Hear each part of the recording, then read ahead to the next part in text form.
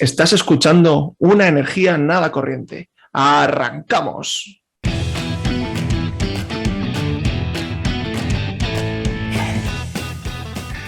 Y estamos de vuelta para un último episodio canónico de estos de principio, nudo, desenlace. Este es el último de esta temporada porque, bueno, hay una sorpresita más que si habéis estado atentos por tweets y por redes sociales os dejaremos colgadas próximamente. Pero hoy traemos un programa para cerrar temporada espectacular. Y ha venido, como no podía ser de otra manera, Mario Alberto Gutiérrez. ¿Qué tal, Beto? Hola, pues bien. Con este tema al que siento que me va a gustar. Creo que habrá mucho de qué hablar. Has venido uniformado incluso, podríamos decir. La ocasión lo meritaba. También ha venido, como tampoco podía ser de otra manera, Guillermo de Santos. ¿Cómo estás, Guille? Muy bien, muy contento. Y qué bien, ya terminamos temporada, o sea, 2 temporadas enteras. Y nos vamos de vacaciones, madre mía. Qué ganitas, qué ganitas. Increíble.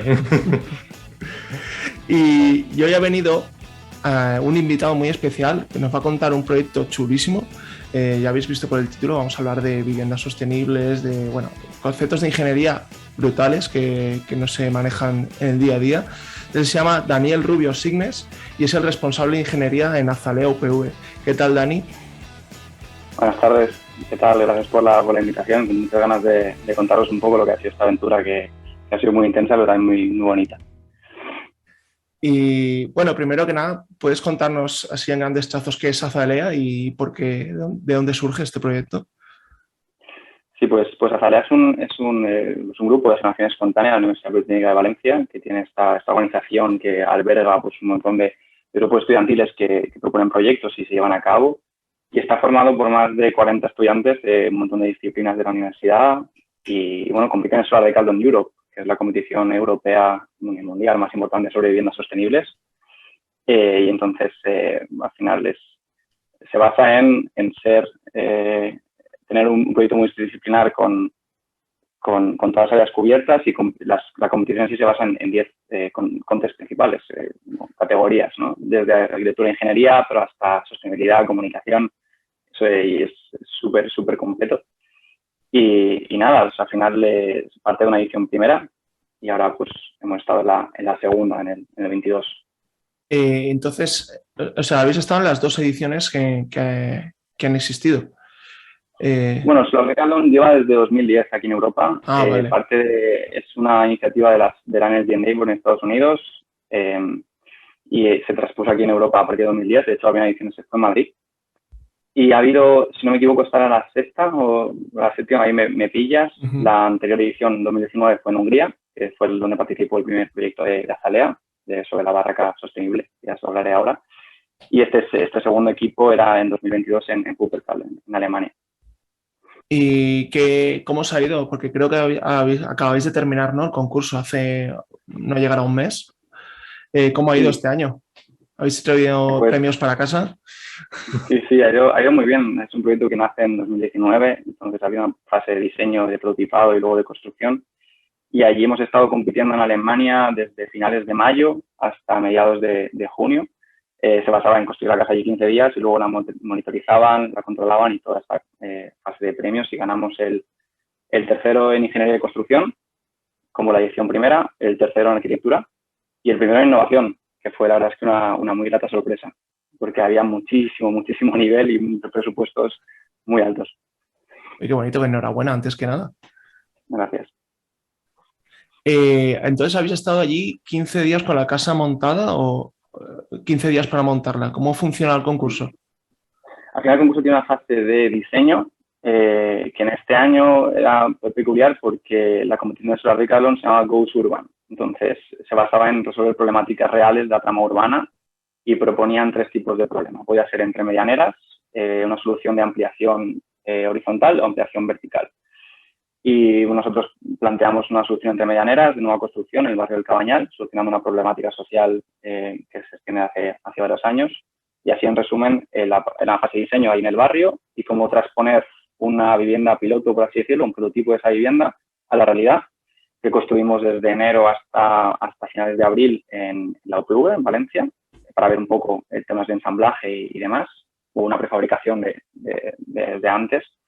Y luego la transportamos en 6 camiones hasta Alemania, donde la tuvimos que volver a montar en 15 días. Al final tardamos 20, pero bueno, era bastante cañero estar allí 15 días seguidos, día y noche, construyendo la casa, porque luego además iban a hacer un montón de checks eléctricos, checks de estructuras, checks de accesibilidad, que teníamos que ir resolviendo para poder realmente entrar en la competición. De hecho, de los 18 seleccionados, llegamos a acabar la casa 15, ahí en ese periodo en Alemania. Pobre gente esa que se quedó ahí con sus 3 casitas, sí, sin poder montarla, pero bueno. Por suerte no fue vuestro caso. Y luego, ¿cuánto tiempo está montada la casa? Allí, en este año ellos querían hacer allí en Alemania, pusieron a hacer un living lab con algunas casas seleccionadas. Entonces, como la primera edición no salió bien recuperar la casa, de hecho sigue ahí en Hungría, pues decidimos este año dejarla allí para esta propuesta y se quedará entre 3 y 5 años. Ahí la casa van a hacer testeos propios, incluso puede que haya estudiantes viviendo en algún periodo de tiempo. Así que sí, como que se la hemos cedido a los organizadores de allí, la Universidad de Wuppertal. O sea, que la casa es totalmente funcional, ¿no? O sea, si está planteada hasta para que vivan esos los próximos 3 y 5 años estudiantes, una casa, o sea, que habéis montado en 20 días y completísima. Todo. Necesitamos hasta un blowing door test para ver las infiltraciones que había en la casa, pruebas de sonido, cómo era el sonido, y en cuanto a seguridad, pues tenía que cumplir normativa española, CTE, normativa alemana, y también al nivel de normativa eléctrica también el reglamento eléctrico de baja tensión aquí también lo cumple. O sea, allí también incluso teníamos que tener un montacargas para poder enseñar la parte de atrás de la vivienda. Incluso teníamos una parte de revisión de accesibilidad para que pudiera acceder cualquier persona a la vivienda. Y bueno, temas de contrafuego, todo el tema de seguridad que puedas imaginarte para una vivienda habitual, los pasamos para allí en una vivienda esta, pues, de madera y con los materiales más sostenibles que pudimos encontrar. Qué bonito. Pues has dicho que esta es la segunda edición. No sé si podemos empezar a entrar a lo mejor en esos detalles, esas cosas que han hecho únicas que han conseguido ese primer premio incluso de innovación, ¿no? ¿Cuál fue la inspiración para la primera edición? Antes de eso, me gustaría recuperar un poco lo que pasó en la primera edición, que esa casa fue, o sea, aparte de los premios que ganó, era muy bonita visualmente. Creo que ganó uno en arquitectura, ¿no? No sé si puedas contar algo acerca de esa barraca que, pues, la representación de Valencia y del concepto que se llevaba. Sí, Azalea surge en la universidad, en un grupo también, antes de entrar en Azalea, era pues, un grupito que había en Makers UPV, que tenían un poco de inquietud en proyectos que hacer, ¿no? Y estuvieron viendo un poco qué podían hacer para pues algo que les motivara, y encontraron esta competición del Solar Decathlon y empezaron a formar equipo sin tener un poco ni idea de por dónde tirar y demás. Y al final para Solar Decathlon tienes que primero proponer un proyecto. Tú tienes que seleccionar y más allá pues desarrollar toda la parte teórico-práctica, financiera incluso, para poder tener los fondos para poder construirlo. Entonces, desde el principio Azalea se ha basado en la tradición valenciana. Es algo que es clave en nuestro proyecto. Y al principio, pues, decidieron recuperar esa construcción tradicional que está viéndose afectada, aunque esté protegida, pero está viéndose afectada el tema de la barraca, y darle ese planteamiento de innovación para llevar la tradición a la actualidad en base a pues, sostenibilidad, innovación, confort, esos pilares básicos que queremos mantener en la vivienda moderna y sostenible de ahora mismo. Entonces, todo ese proyecto que fue el primero y que, pues, puedes imaginar, si nosotros tuvimos complicaciones, pues ellos que la primera vez que lo hacían, mucho más. Consiguieron allí en Hungría el primero en arquitectura, el tercero en ingeniería de construcción y el tercero en eficiencia energética. También les fue súper bien. Allí yo les quiero mucho, pero eran 9 equipos, nosotros éramos 18. Igualmente, esos premios eran buenísimos y sobre todo pues le dieron un concepto bioclimático a la barraca tremendo. Yo tuve el placer de ir ahí a Hungría posteriormente y se estaba gustísimo dentro de la casa. Y pues eso, coger la tradición valenciana, la tradición de la familia de aquí de Valencia y darle una reinterpretación a la barraca valenciana. que al final quedó además súper bonita a nivel arquitectónico, sí. Claro, sería genial. Sería genial que comentases también un poco para la gente que no es de Valencia, ¿no? Al igual que luego si puedes explicar un poco del Cabañal, ¿no? ¿Qué es para alguien que no lo haya escuchado en su vida? La barraca valenciana, que es una arquitectura preciosa, o sea, yo cuando vine aquí me pareció súper bonita. Un poco qué es y por qué, de dónde ha salido esa barraca para que esté aquí instaurada en Valencia como la casa típica, ¿no? Pues yo interpreto que los orígenes son materiales constructivos que hay disponibles en la zona. Al final son muros de adobe, si no me equivoco, acabados en cal y tejados de paja, que son al final los materiales que había aquí en la zona. Y pues la propia arquitectura pues se integra muy bien en lo que viene siendo la Huerta de Valencia, ¿no? Y alrededor de toda la albufera también la podemos ver. Y el origen de por qué se construye eso por aquí, la verdad es que no lo conozco, pero bueno, la idea es que coger esa parte de huerta de Valencia, de familia, de tradición valenciana, de construcción tradicional y pues darle un toque de ahora. Yo si no mal recuerdo, en ese concepto, aparte de todo lo que implicaba el concurso, se habrá agregado también un huerto al lado, ¿no? Creo que un pequeño huerto ahí para conectar esas ideas. ¿Te refieres a nivel concepto o a nivel prototipo que se construyó? El prototipo. Sí, tenía como un huerto urbano así cerca de la casa. Al final, bueno, te permiten un perímetro alrededor de la casa que puedes también construir algún tipo de elemento adicional y ellos propusieron algún huerto llevaron allí a Hungría productos de la tierra, incluso un naranjo también llevaron que era pequeñito y productos tradicionales, plantas aromáticas también aquí en el Mediterráneo, llevaron un poco toda esos materiales. Claro, estoy pensando que todo eso ya me ha venido a la mente con el naranjo. Necesitáis coger que ya vais en camiones, me imagino, ¿no? No iríais en avión. Toda la vivienda se va en camiones. Sí. Wow. ¿Y vosotros?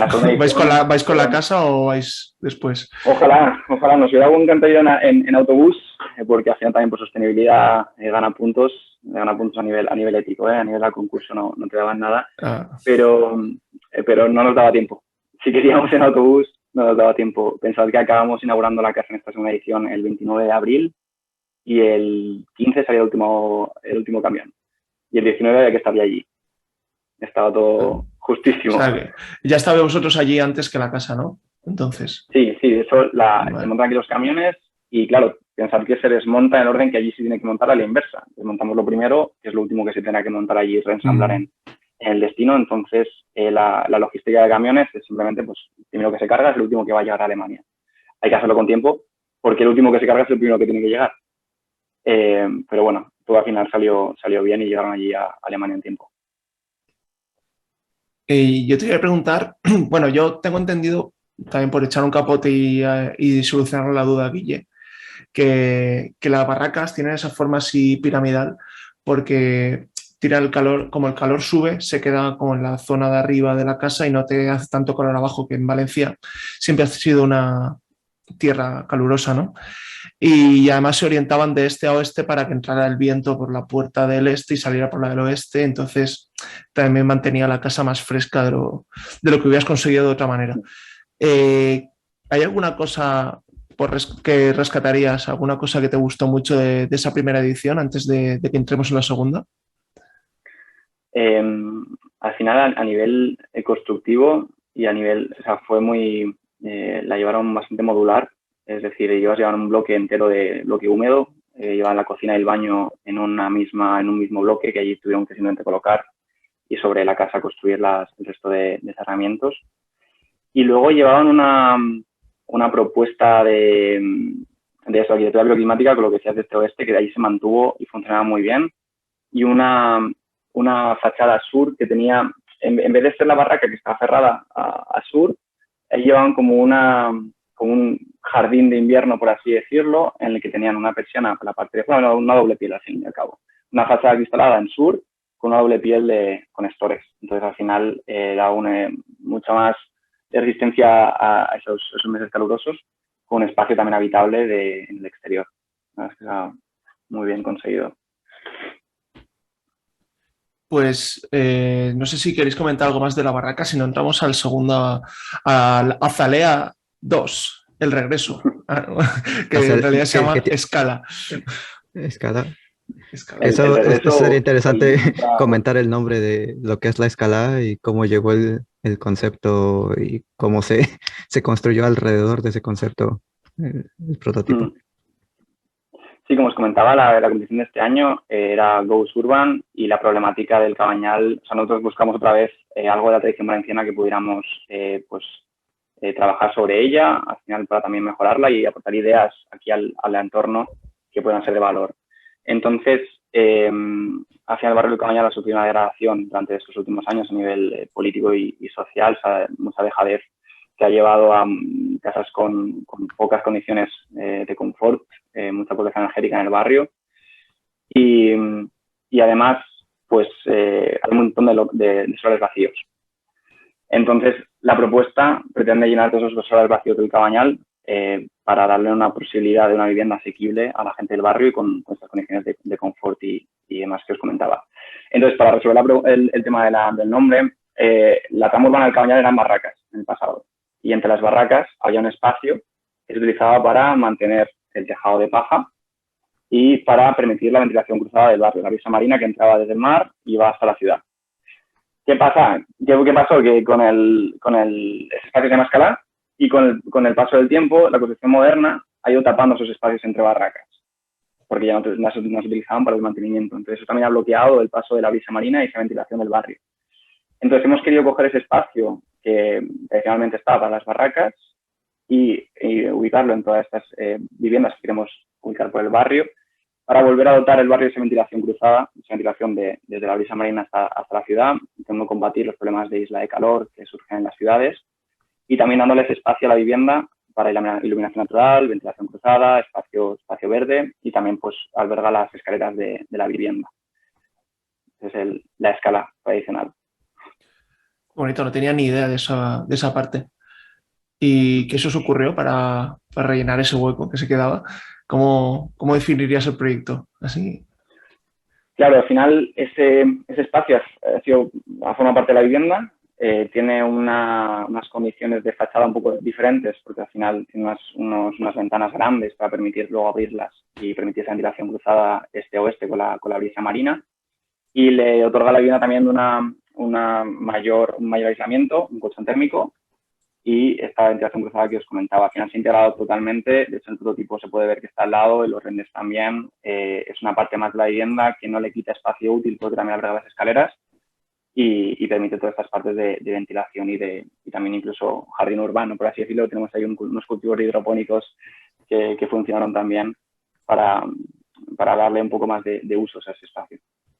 Y yo quisiera rescatar otra cosa, que digamos que las dos cosas más grandes del proyecto, hasta donde recuerdo, era como ver la parte arquitectónica y la parte ingenieril, ¿no? El diseño de la implementación de la ingeniería que debía llevar para que fuera más confortable, para que más sostenible y estas cosas. Y dentro de la parte arquitectónica, si no me recuerdo, esta vez pues era un poco más complicado por tenerlo entre medianeras, no te permitía tanta libertad como en el caso de la barraca que estaba aislada y puedes hacerle más cosas. Entonces en este concurso optaron por una solución con cerámicas o no me acuerdo del material que se utiliza, pero algo también muy característico de Valencia. Sí, nosotros lo primero que pensamos tenemos un solar alargado y estrecho, que es un poco el entramado del Cabañal, es alargado y estrecho la mayoría de solares. Entonces queríamos construir una vivienda que ocupara el máximo espacio posible, pero decidimos poner un bloque en un bloque en oeste con un patio en medio, un patio interior, para posibilitar también otro espacio de vegetación y más iluminación en la vivienda. Y luego en cada vivienda como tal, aparte que hay espacios comunitarios también, hay una parte muy potente de asequibilidad y viabilidad económica del proyecto, que también podemos entrar, que es un poco fuera de ingeniería, pero se propone una cooperativa de viviendas hacer más ese de proyecto. Pero volviendo a la arquitectura, en las viviendas se propone un núcleo central de instalaciones que alberga cocina, baño y no tiene paredes. Es como, por así decirlo, un loft con un núcleo central, con un patín central en el medio y alrededor salen el baño y la cocina.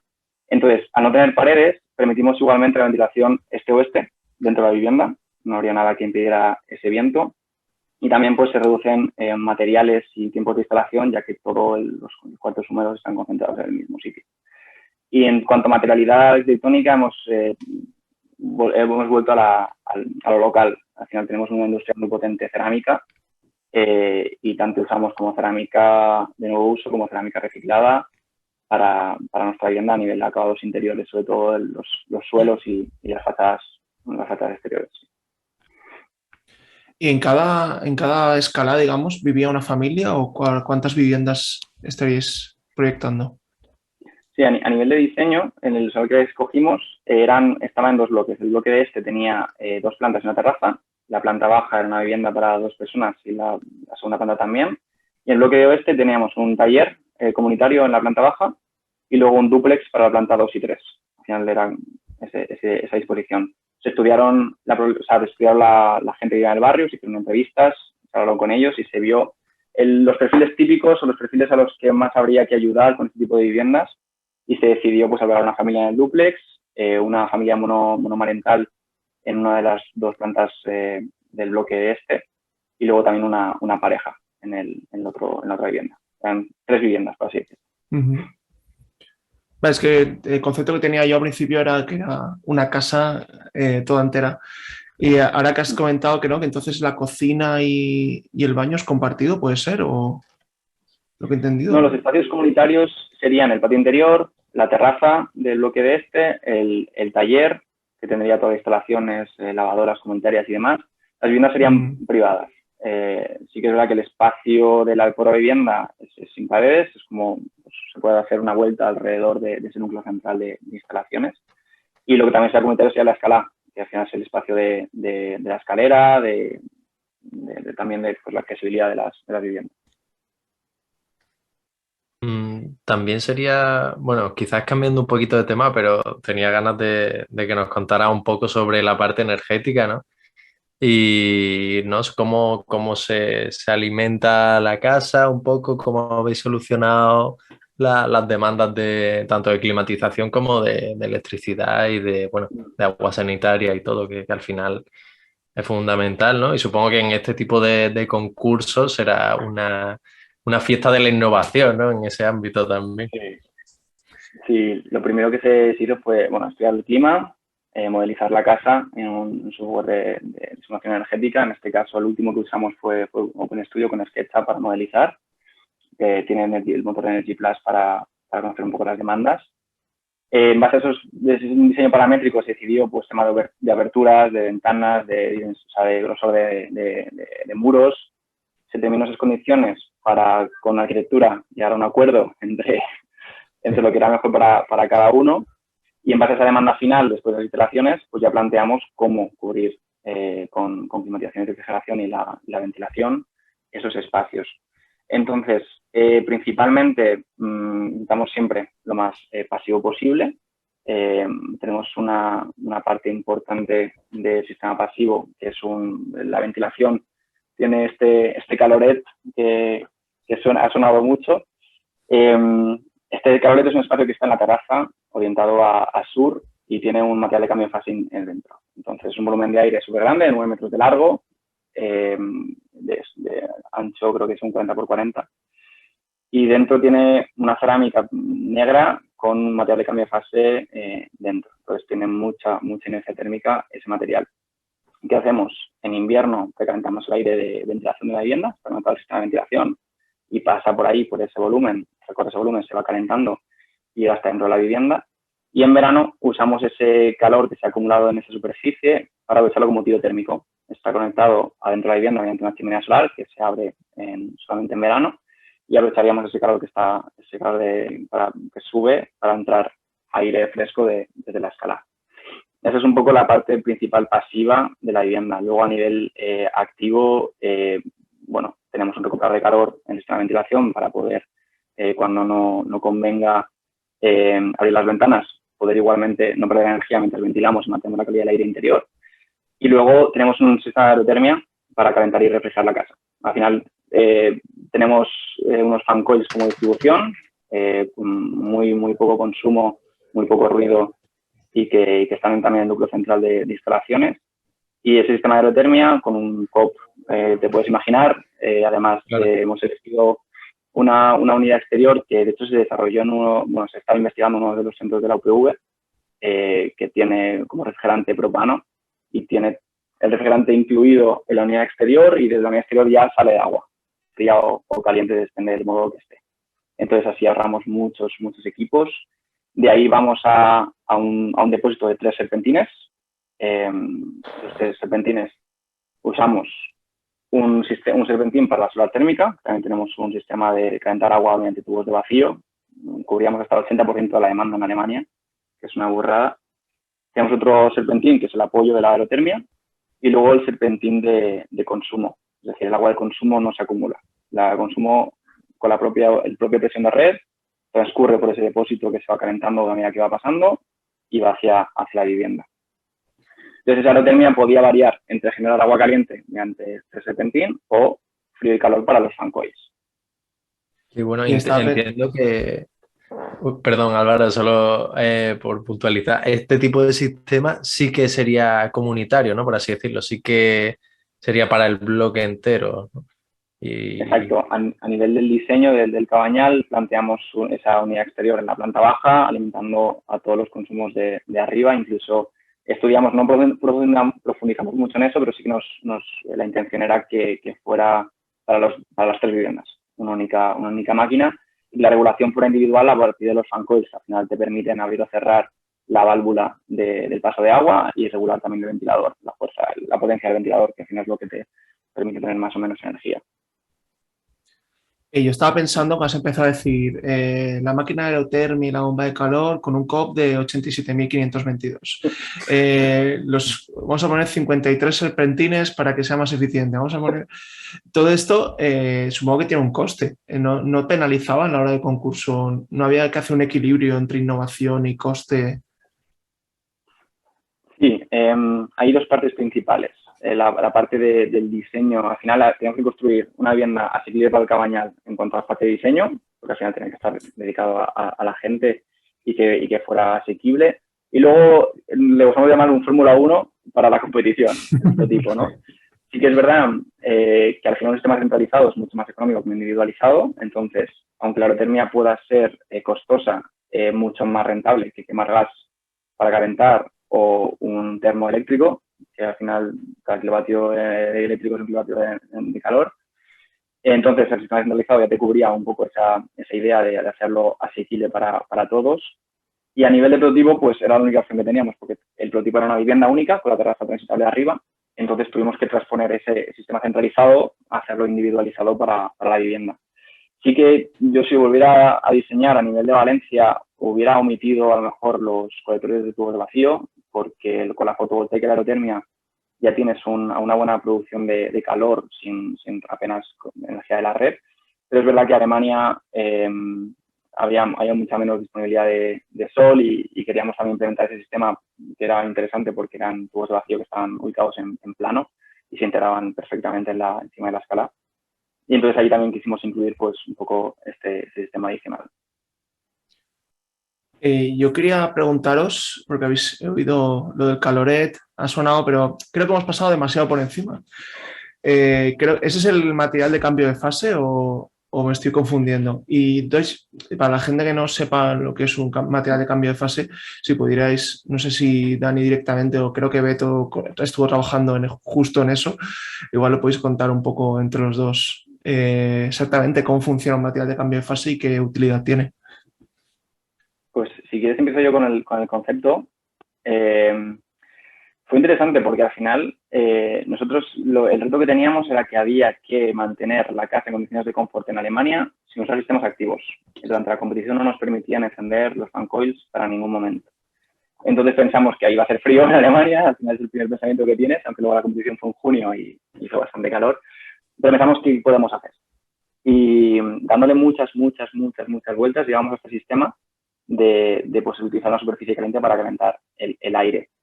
Hicimos un modelado en COMSOL Multiphysics, se llamaba el software, para ver a nivel de cómo se comportaba el aire dentro del volumen y cómo se iba calentando respecto a la radiación que podía llegar.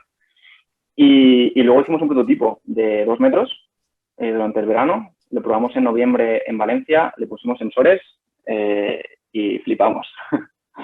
Porque en un día nublado de noviembre llegábamos de unos 16 grados exteriores a estar a 30 grados en la superficie interior y el aire salía a 25. Y en unas condiciones de enero despejados, que este enero ha sido muy despejado, llegará a sumarle 20 grados al aire.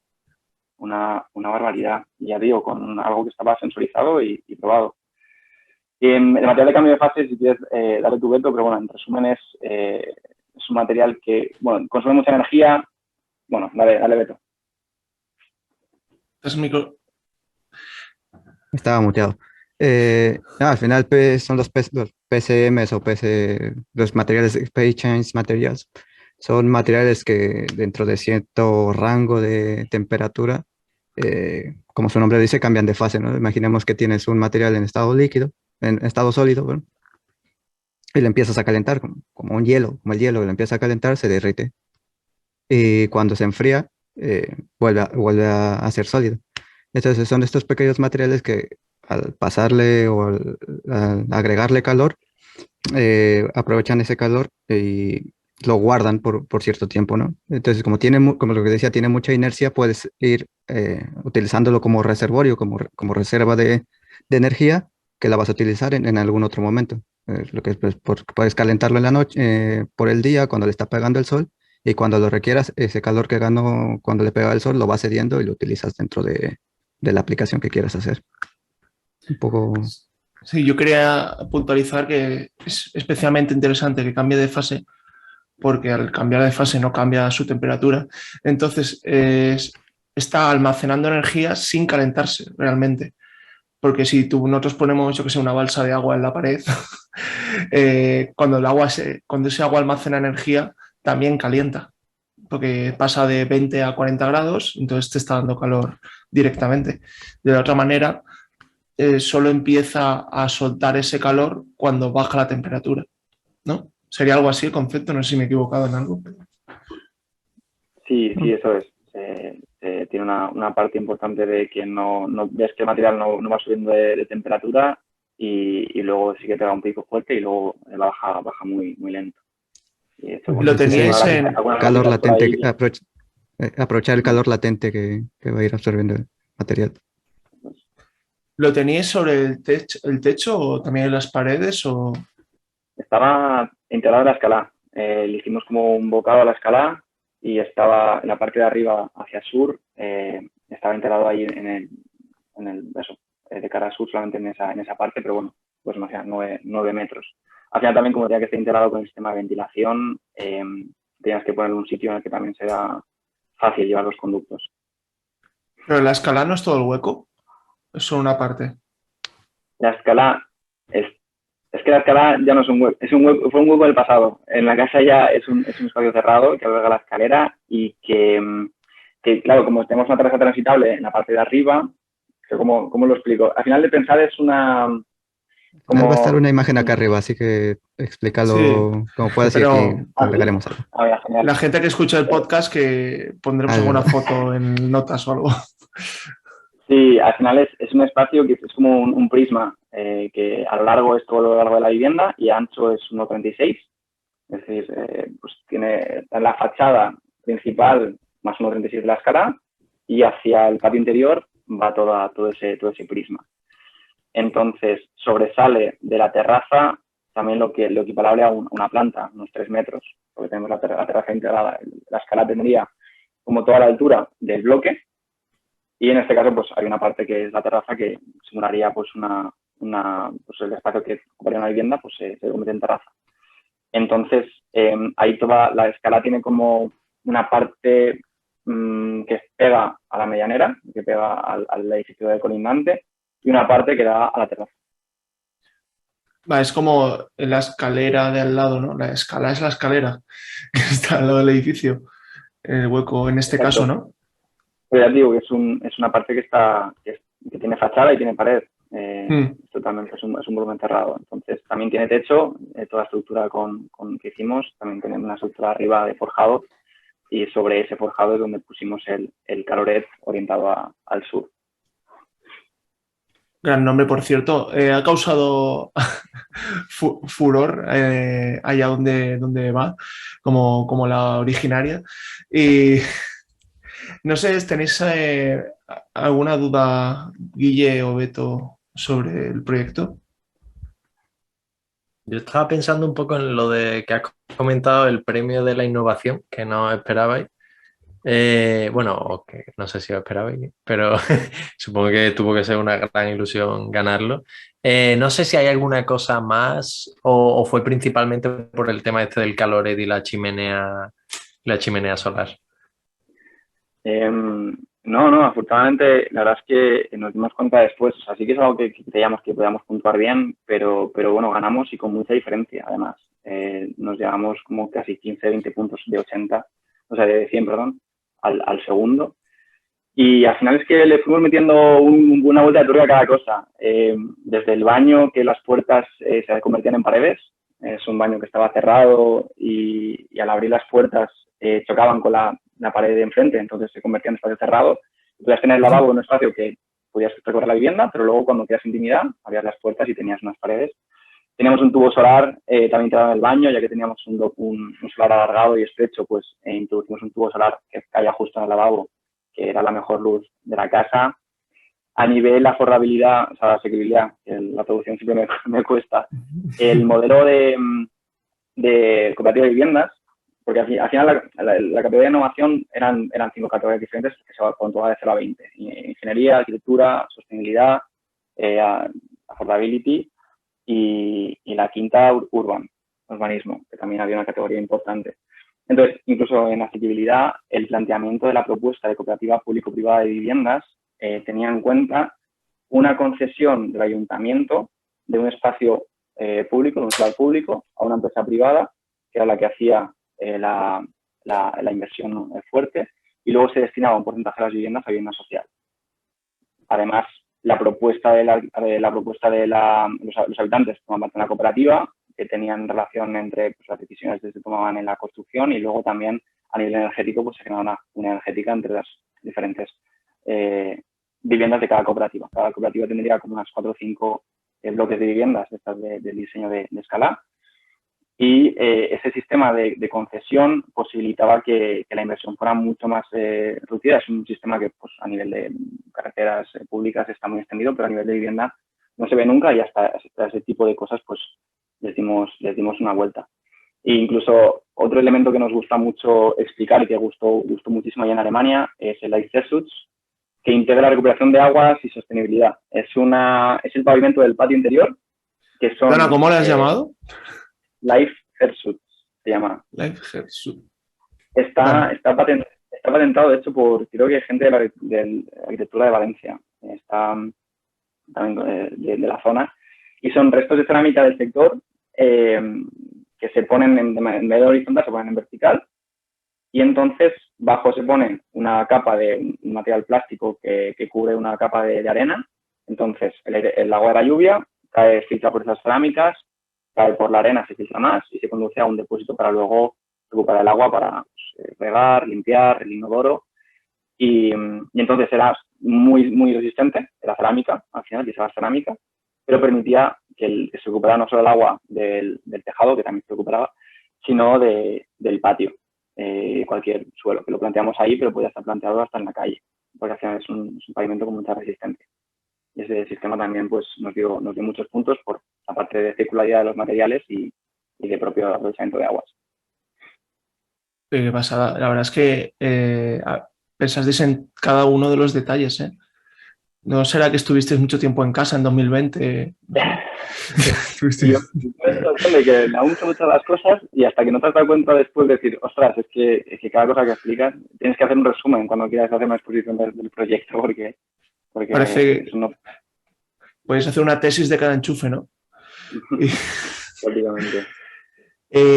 Pues bueno, para ir yendo hacia el final, yo estaba preguntándome si una vez ya habéis acabado el concurso, igual es muy pronto igual es un poco zarandearte por los hombros, un poco demasiado pronto, pero ¿estáis pensando en una tercera, una Azalea 3.0? Ojalá. También depende de a quién le preguntes, ¿no? Hay muchas ganas porque también mucha gente, el equipo que te os he comentado multidisciplinar también es de muchas carreras diferentes y muchos grados diferentes. Hay gente de segundo, de tercero. Hay gente que todavía tiene muchas ganas de seguir en la universidad en este tipo de proyectos y que ha podido entrar al proyecto los últimos 6 meses, 3 meses, entonces tiene esa energía para continuarlo y aplicar todo el aprendizaje de Azalea 1 y Azalea 2 en un siguiente proyecto. De hecho, salió Solar Decathlon en 2023 en Rumanía, allá por diciembre, y hicieron esa propuesta de Call for Teams, se llama, ¿no? Para que los equipos propusieran una idea. Y se propuso una idea a nivel de la universidad, que es confidencial, pero lamentablemente se canceló la edición por fondos de Rumanía, se destinó a otros temas, por el tema de inestabilidad política, todavía no había algo de la guerra, pero nos dijeron que nos habían cogido. Fue una pena, pero bueno, también tenemos la confianza de que sabemos hacer las cosas y a la siguiente edición es en 2025. Ahora mismo hay una propuesta abierta para las ciudades que quieran albergar la competición. Tampoco sé si va a haber un poco de iniciativa a nivel de la universidad para incluso acoger la competición. No sé quién escuchará esto, pero tampoco sé si es confidencial, pero yo sé que hay que pasárselo. El rector tiene ganas y creo que está moviendo ya hilos. Ojalá Valencia sea referencia también de este tipo de competiciones. Pero en todo caso, si no, porque si es Valencia no podemos competir, pero si no, yo sé que hay gente en el equipo motivada que le encantaría seguir con el proyecto y hay buenas ideas y gente con energías. Y al final, nuestra intención también es que este conocimiento sobre la predicción valenciana se quede aquí y se aplique aquí. Ha habido este proyecto, aunque no hemos entrado en ese sentido, pero a nivel de aprendizaje es una burrada y da un poco de pena que se quede todo ahí en una condición que se cierra, ¿no? Al final es innovación sobre la vivienda de hoy día y cosas que se pueden aplicar hoy día y que se han probado que son reales, no solo en el ámbito teórico. Y más allá de una Azalea 3, pues nos encantaría que pudiera tener una relevancia en el panorama urbanístico y de arquitectura de aquí de Valencia. Sí, que tomaran nota, ¿no? Y la gente y lo empezaran a hacer de verdad. Y que todo el trabajo que realmente, o sea, el trabajo que llevó a hacer la parte social del Urban, que de eso sí fue testigo de cuánto trabajo se hizo, se recorrió la zona, se les hacía las encuestas a las personas. Y hay un componente social bastante grande desde mi perspectiva, que sería bastante interesante aplicarlo a la zona de la que hablamos, que sería reflejado en la ciudad. Eso estaría muy bien. Al final serían estudiantes de la universidad dando soluciones reales a problemas de la ciudad. Estaría muy bien. Eso es. ¿Y eso qué haría falta? ¿Un promotor privado o propio ayuntamiento que lo hiciera? Pues yo creo que un poco de ambas. Al final este proyecto lo hemos presentado a nivel ayuntamiento y a nivel de Generalitat Valenciana también. La Consejería de Arquitectura Bioclimática y Habitat, yo creo que se llama, están al tanto de la idea que tenemos, el proyecto que tenemos. Pues también fondos, creación de espacios, iniciativa público-privada para llevar esto a cabo. Te sigues pasando por el barrio del Cabañal y sigues viendo reforma o nueva construcción de hormigón. Entonces, hay mucha parte que no depende solamente de como nosotros, por así decirlo, ¿no? El propio sector está todavía muy viciado a la arquitectura tradicional y hasta que no sea una apuesta real por parte de la administración, incluso partes privadas que tengan esa tendencia a la arquitectura más sostenible, pues va a ser complicado. Y nosotros tenemos la fuerza que tenemos, es decir, tenemos un proyecto muy fuerte, pero también tenemos que trabajar y estudiar y no podemos emprender esto desde cero durante un tiempo muy largo sin saber qué va a tener esto de finalidad, ¿no? Sí, desde luego los estudiantes están para estudiar, para investigar si acaso y poco más, pero ya habría gente que tendría que hacer leyes y normas que favorezcan, al menos, si no prohibir otros, me favorezcan ciertos materiales, ciertas costumbres o prácticas urbanísticas, que eso sería tan fácil como ponerlo en la ley o en el reglamento. A lo mejor les hace falta un poco de voluntad, ¿no? Podemos decir. No sé si Guille... Bueno, perdona. No, que digo que incluso a nivel de la propia universidad, todo lo que hemos aprendido, nadie nos lo ha enseñado. No hay formación en construcción de madera, en arquitectura. No hay esa formación en la práctica de instalaciones en los grados de ingeniería, por así decirlo. Y no hay ese conocimiento, y no hay tampoco interrelación entre departamentos de investigación que pueden habernos aportado un montón al proyecto y que están en la propia universidad. No hay, todavía falta un poco de engrasar esa cooperación entre diferentes aspectos de la universidad, gente que tiene ese conocimiento o que ya ha ido investigando en vías similares, y aunar fuerzas y formación para que al final esto que estamos dando nosotros sea lo que se enseñe, ¿no? Es como debería ser, se está enseñando, debería enseñarse lo nuevo, lo innovador. Pero, ¿qué querías comentar, Guille? Nada, ya la verdad es que se me ha ido el hilo de, Vale. pero porque está muy, muy interesante el tema, y eso, no sé, me ha gustado mucho, sobre todo en comparación con la edición anterior, ese aspecto súper importante social, que ya tienen que empezar a tener todas las nuevas viviendas que se quieran hacer, ¿no? Que empiecen de verdad a solucionar problemas de ahora, y no a, no sé, a favorecer a mantener el sistema que tenemos. Y que fuera en el Cabañal en especial, que es un barrio, bueno, de los más empobrecidos quizá en Valencia, aunque ahora con el turismo, la playa y tal, está teniendo ahí una gentrificación importante, que tampoco es que sea bueno, o sea, como que es un barrio que exacto, no necesita que se deje llevar a lo que pasa en el futuro, ¿no? Sino que se cojan las riendas antes de que se eche a perder. Así que, bueno, ojalá de verdad esto tenga algún efecto, o si no sois vosotros, los siguientes a los que inspiréis, que pueda tener un efecto real. Estaría muy bonito. Pues yo quería acabar con un poco de cotilleos, casi podemos decir. No, pero es muy... No te preocupes. Lo que quería preguntarte, cuando estuvisteis ahí 15-20 días en el concurso, ¿qué otros proyectos visteis? ¿Puedes contar alguna cosa así guay que dijeras, Buah, esto en la vida se me hubiera ocurrido, estos suecos lo que hicieron? Sí, de hecho, bueno, allí estuvimos al final mes y medio, 15 construyendo y luego la competición, y había otras 16 viviendas, otras 15 viviendas construidas, y eso también fue una parte muy importante del concurso. Al final te das cuenta de que el estudiante de Alemania, de Düsseldorf, ha llegado a una conclusión similar a la tuya, con un background totalmente diferente, que las soluciones no son, que sí, que hay muchas vertientes diferentes, pero al final acabamos muchos en lo mismo. También muy ilusionante ver tanta gente joven con ese tipo de iniciativas y con ese tipo de sacrificio, y que tire todo esto para adelante con un voluntariado. Aquí nadie cobra de azalea, entonces es relevante, ¿no? Que hay gente que se comprometa con la sociedad y con el medio ambiente a este nivel. Y así de proyectos que me gustaron, bueno, tenemos los vecinos eran de Taiwán, que imagínate traer una casa desde Taiwán. Y tenían un sistema de caloret similar, ¿no? Tenían una parte, en este caso la tenían a pero también un volumen de aire que permitían unas luces con cambio de fase, y permitían meter ese aire como que estaba caliente de una parte de fuera de vivienda, pero dentro de la envolvente térmica, meterla a casa con un sistema de ventilación, o extraerla, que también era muy interesante. Y luego también ahí había proyectos que a nivel social eran muy potentes.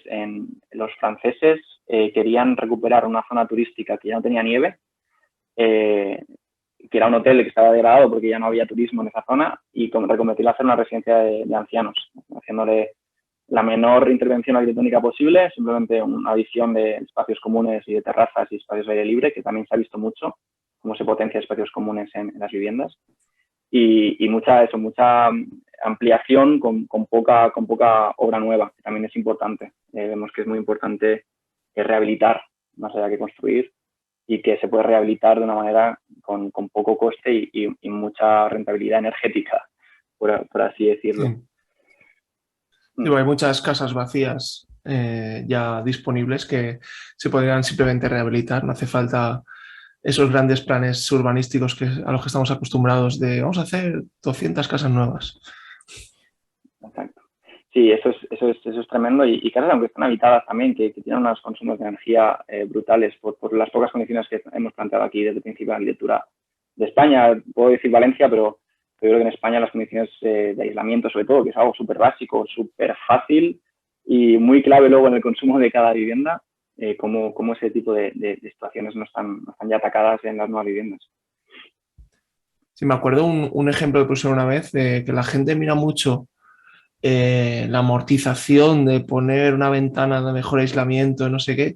Sin embargo, si tu grifo gotea, no te planteas cuánto tiempo tienes que dejarlo gotear para amortizar el grifo nuevo. Cambias el grifo y punto. Pero esto es igual, tienes paredes, tienes ventanas que están goteando energía hacia la calle. Deberías intentar aprovecharlo. Sí. Y en otro orden, ¿alguna anécdota graciosa así para que haya ocurrido o fue todo trabajo? Nosotros estábamos construyendo, bueno, a ver, el agua ha sido un elemento fundamental en todo el proyecto porque ha sido el marzo más lluvioso de toda la historia en Valencia y nosotros teníamos una vivienda de madera que no cabía ninguna carpa sobre ella. Entonces, las peleas en Valencia, en plenas fallas, para tapar la casa con lonas, cursos de cabullería naval, y estructura de madera mojada durante semanas. Eso fue tremendo. En Alemania nos volvió a pasar. Tuvimos que contratar a una empresa externa que la impermeabilización. Pues volvió a llover en junio allí. Allí volvió a llover, sí. Allí llovió un par de días que también aquello parecía un barco pirata. Y un día que estábamos ahí construyendo y ahora tenía que llevar un camión. Y pues abrimos el camión, empezamos a sacar cosas y tenía que llevar el ascensor, que era pues una envolvente de CLT, de madera, que tenía pues la cabina ahí dentro para darle accesibilidad a la vivienda. Y era pues un bicharraco de 7 metros y cuando llevamos descargando medio camión dijimos, oye, aquí no está el ascensor. Este no es el camión que tenía que llegar hoy. Así que nos encontramos con el camión de después. Entonces, claro, tuvimos todo ahí desplegado. A copiar todo donde se podía, que teníamos espacio limitado, retrasar un poquito la construcción para adaptarse a la realidad de los camiones que estaba llegando. Y bueno, no fue muy gracioso, pero estas cosas que no te planteas y de repente dices, bueno, pues habrá que también seguir con ello. Es aprendizaje también. Sí, es una gestión de crisis. Sí, la gestión de crisis allí, eso hemos tenido ya un máster todos, yo creo. Ha sido brutal. ¿Estáis pensando en alguno? A lo mejor les hace una falta una mano en el ayuntamiento, no en el Estado, ¿sabes? Hay más de uno que les vendría bien saber cómo gestionar una crisis. Sí. Al final tomar decisiones. Es que es tomar decisiones y tirar para adelante y complicarse lo mínimo posible. Pues me estaba pensando en todo. No es el mejor momento para tener una crisis, unas fallas en Valencia. Y menos si esas crisis involucran unas carpas, porque están todas ocupadas ya. Pero me parece una imagen preciosa veros estar pensando en vosotros haciendo nudos y aprendiendo a hacer nudos marineros mientras el cielo se cae sobre vuestras cabezas.